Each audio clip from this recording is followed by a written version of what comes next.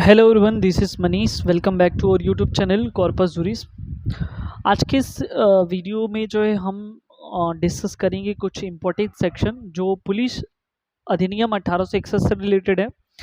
जैसा कि हम अपने प्रीवियस वीडियो में जो है पुलिस एक्ट 1861 का जो है इंट्रो पार्ट जो है हमने देखा था, यानी कि इंट्रोडक्शन, उसमें क्या क्या चीज़ें उसको हमने देख लिया था। और उसके बाद जो है उसमें कितने सेक्शन हैं और कितने क्वेश्चन आते हैं, ये सारी चीज़ें हमने डिस्कस किया था। चूँकि ये एक्ट बहुत ही छोटा है, ये मान के चलिए कि अब 47 सेक्शन को आपको अच्छे से एकदम लर्न करना है। यहाँ से क्वेश्चन अगर आते हैं तो आपको अटेम्प्ट जो है ज़रूर करने हैं, क्योंकि रेगुलेशन अगर देखा जाए तो रेगुलेशन जो है काफ़ी ज़्यादा है।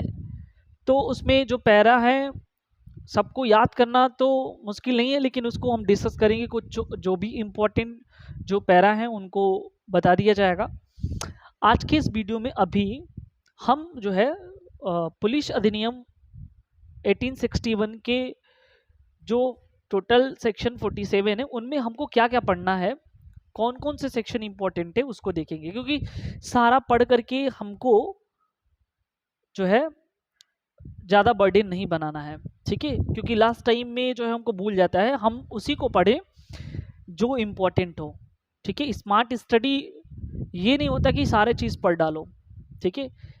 क्या छोड़ना है, क्या छोड़ के पढ़ना है, जो इम्पोर्टेंट हो ये मायने रखता है, ठीक है।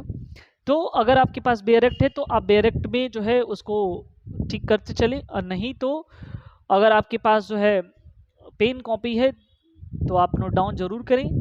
तो चलिए स्टार्ट करते हैं। जैसा कि आपको पता होगा कि हर एक्ट्स में सबसे पहले प्रियम्बल होती है, उद्देशिका होती है उसके पहले, ठीक है। तो ठीक ऐसे ही है इसमें निर्वचन खंड है। निर्वचन खंड में आपसे जो है निर्वचन खंड को पूरा देखना है, क्योंकि उसमें कुछ बेसिक जो है डेफिनेशन वगैरह दिए हैं, क्या क्या चीज़ें होती हैं उनको हमको समझ लेना ज़्यादा जरूरी है।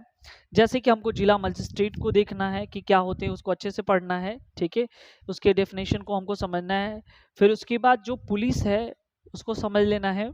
फिर साधारण पुलिस जिला को हमको समझना है, और आगे और भी मिलेंगे, लेकिन ये डेफिनेशन जो चीज़ दिया है यानी साधारण पुलिस जिला, आपको पता होगा कि जो डेफिनेशन क्लाज होते हैं, जो निर्वचन या इंटरप्रिटेशन क्लॉज होती हैं, वो जो है सबसे पहले दिए जाते हैं किसी एक्ट में। इसका मतलब ये होता है कि पूरे एक्ट में अगर कहीं पे भी वो चीज़ें आती हैं या उनसे रिलेटेड जो मीनिंग आती है उसका अर्थ वही लगाया जाएगा जो निर्वचन खंड में दे के रखे हो। यानी कि अगर पुलिस के बारे में बताया गया है पुलिस क्या होता है, ठीक है। जैसे पुलिस शब्द के अंतर्गत 20 सब व्यक्ति आते हैं जो इस अधिनियम के अंतर्गत, यानी कि 1861 का जो एक्ट है पुलिस एक्ट, उसके अधिनियम अंतर्गत जो है भर्ती की गई वो सब पुलिस के अंतर्गत आते हैं। तो मतलब कहने का निर्वचन खंड में जो भी डेफिनेशन दिए गए हैं इस पूरे एक्ट में अगर वो शब्द कहीं पे आता है तो ये मान के चलिएगा कि उसका अर्थ वही लगाया जाएगा जो इस अधिनियम के निर्वचन खंड यानी कि इंटरप्रिटेशन क्लास में उसको परिभाषित करके रखा गया है, ठीक है। तो ये देख लीजिए यहाँ पे। उसके बाद जो है जिला अधीक्षक और पुलिस अधीक्षक को देखना है। ढोर शब्द काफी इंपॉर्टेंट है, और यहाँ से अगर आप प्रीवियस ईयर के क्वेश्चन देखें तो वहां से इससे रिलेटेड घुमा कर के कई जो है इससे क्वेश्चन पूछ लिए जाते हैं। ये पूछ सकता है कि जैसे 4 ऑप्शन में से, और उसमें लिख देगा कि इनमें से कौन सा जानवर जो है यानी कि ढोर शब्द की परिभाषा के अंतर्गत नहीं आता है, ठीक है। तो आपको वहां पे तो ये बिल्कुल एक एक लाइन याद करने हैं कि ढोर शब्द के अंतर्गत जो है कौन कौन से आते हैं। हाथी, ऊंट, घोड़े, गधे, खच्चर, भेड़, बकरी, सुअर, ये सारे चीज आते हैं, तो आपको याद रखना है। इनके अलावा अगर कुत्ता, एक बार जो है ये भी शामिल किया गया था कि क्या कुत्ता जो है ढोर शब्द के अंतर्गत या ढोर डेफिनेशन के अंतर्गत आता है कि नहीं पुलिस एक्ट का जो इंटरप्रिटेशन क्लास है। तो बिल्कुल नहीं आता है, हमको ये चीजें याद रखनी। तो ये भी काफी इंपॉर्टेंट है, ठीक है। तो आई थिंक ये चीजें समझ में आए कि निर्वचन खंड में हमको क्या क्या पढ़ना है, ठीक है। उसके बाद हमको जो है सेक्शन नंबर 4 पढ़ना है। सेक्शन नंबर जो है 4 बताता है पुलिस महानिरीक्षक के बारे में, ठीक है। कि पुलिस महानिरीक्षक क्या होते हैं, उनकी नियुक्ति कैसे होती है, जो भी चीजें इनके बारे में जो है हमको पढ़ना है। आगे आने वाले वीडियोस में हम सेक्शन वाइज तो डिस्कस करेंगे। आज के इस वीडियो में आप टिक कर लीजिए कौन कौन से सेक्शन जो है आपके लिए इंपॉर्टेंट है। ठीक है, तो सेक्शन नंबर 4, सेक्शन नंबर 5 महानिरीक्षक की शक्ति क्या है और उसका प्रयोग कैसे करता है, यानी कि 4 और 5 हमको एक साथ पढ़ने हैं। ठीक है, 4 जब पढ़ेंगे कि पुलिस महानिरीक्षक क्या होते हैं, तो ऐसे ही उनकी शक्ति और उसके प्रयोग कहाँ वो कर सकते हैं उसको भी हमको पढ़ लेना है। ठीक है, उसके बाद जो है सेक्शन 6 जो है रिपील सेक्शन है, और ये भी याद रखिएगा कि मैं कल के अपने वीडियो में ये डिस्कस कर चुका हूँ कि कौन कौन से सेक्शन को निरसित कर दिया गया है। क्वेश्चन ये भी इंपॉर्टेंट बनता है आपसे कि पूछा जाता है कि कौन सा सेक्शन जो है निरसित कर दिया गया, रिपील कर दिया गया, तो याद रखिए सेक्शन 6 भी निरसित है, यानी कि टोटल 6 ऐसी धाराएं हैं, 6 सेक्शन है पुलिस एक्ट में जो रिपील्ड कर दिए गए।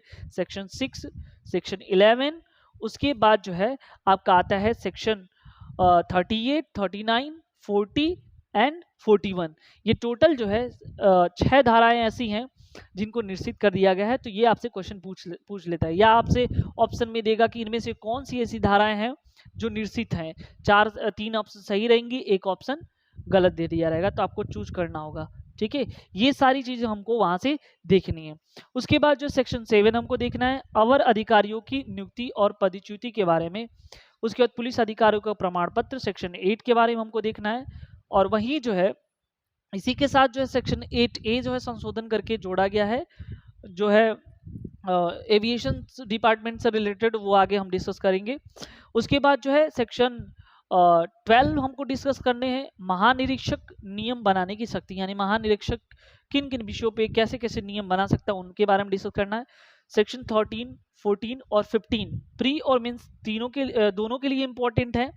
ये जो है पुलिस अतिरिक्त पुलिस बल की से संबंधित है, ये बिल्कुल याद रखिएगा। अतिरिक्त पुलिस बल के नियुक्ति से संबंधित प्रावधान जो है 13, 14 और 15 में दिए गए हैं। क्या है 13? व्यक्तिगत खर्चे पर नियोजित अतिरिक्त पुलिस अधिकारी, रेल और अन्य कार्मिक अतिरिक्त पुलिस की नियुक्ति, विक्षुब्ध संकटपूर्ण जिलों में अतिरिक्त पुलिस रखना। ये 13, 14, 15 जब भी पढ़िए एक साथ पढ़िए और तीनों इंपॉर्टेंट है। उसके बाद सेक्शन 17, 18 और 19 एक साथ हमको पढ़ना है, ये भी प्री और मेंस के लिए काफ़ी इंपॉर्टेंट है। और उसके बाद हमको बहुत इंपॉर्टेंट है प्री के लिए ग्राम पुलिस अधिकारी हमको समझना है। ठीक है, और वहीं पे जो है हमको ग्राम पुलिस अधिकारी या पुलिस चौकीदार के बारे में हमको समझना है। ठीक है, उसके बाद सेक्शन 23 हम आ जाते हैं, देखते हैं पुलिस अधिकारियों के कर्तव्य। सेक्शन 26 मजिस्ट्रेट संपत्ति और निरुद्ध कर सकेगा, उद्घोषणा निकाल सकेगा, ये चीज़ें हम देखेंगे। सेक्शन 30, 30A और 31 ये इंपॉर्टेंट है प्री और मेंस के लिए, ये भी आपको याद रखने हैं। और इससे लिंक जो है एक सेक्शन है पनिशमेंट जो सेक्शन 32 में बताया गया है, ये बिल्कुल याद रखिएगा। उसके बाद सीधे हम आते हैं सेक्शन 34 में, जो सड़क के कुछ सड़क और उससे जुड़ी हुई कुछ जो है दोषपूर्ण कृत्यों के बारे में जो है डिस्कस किया हुआ है, वो पूरा एक दिया हुआ है, उसको आप पढ़िएगा। इसमें से क्वेश्चन काफ़ी अच्छे बनते हैं प्री के लिए। सेक्शन 35 जो अधिकारिता जुरिडिक्शन के बारे में बताता है, और ये 37 हमको पढ़ना नहीं, 38, 39 ये यहाँ से निश्चित है, डिपेंड। अब सीधे सीधे इंपॉर्टेंट सेक्शन बनते हैं। सेक्शन 44 जो पुलिस अधिकारी डायरी रखेंगे, ये काफ़ी इंपॉर्टेंट है, मोस्ट इंपॉर्टेंट लगा लीजिएगा। और 45, 46 और 47। ठीक है, तो इतने सारे सेक्शन जो है हमारे लिए काफ़ी इंपॉर्टेंट है, हमको यही सेक्शन जो है पढ़ना है। और बेसिक जो है चीज़ें क्लियर करते रहिए, इन सेक्शनों को काफ़ी अच्छे से पढ़िए, प्रीवियस ईयर के क्वेश्चन सॉल्व करिए। बिल्कुल मैं 100% गारंटी लेता हूँ कि पुलिस एक्ट से आने वाले क्वेश्चन सारे सॉल्व हो जाएंगे। ठीक है, हमारे चैनल से जुड़े रहिए। यदि आप हमारे चैनल में नए व्यूअर्स हो तो प्लीज़ सब्सक्राइब जरूर करें, लाइक सब्सक्राइब और अपने दोस्तों को शेयर करना ना भूलें। आगे हम ऐसे और भी कंटेंट लेके आएंगे पुलिस एक्ट से रिलेटेड, और आगे आने वाले वीडियोस में हम जीएस के कुछ पोर्शंस को इंपॉर्टेंट डिस्कस करेंगे, और साथ ही साथ जो है आईपीसी सीआरपीसी के भी वीडियोस लेके आएंगे। ठीक है, थैंक यू सो मच।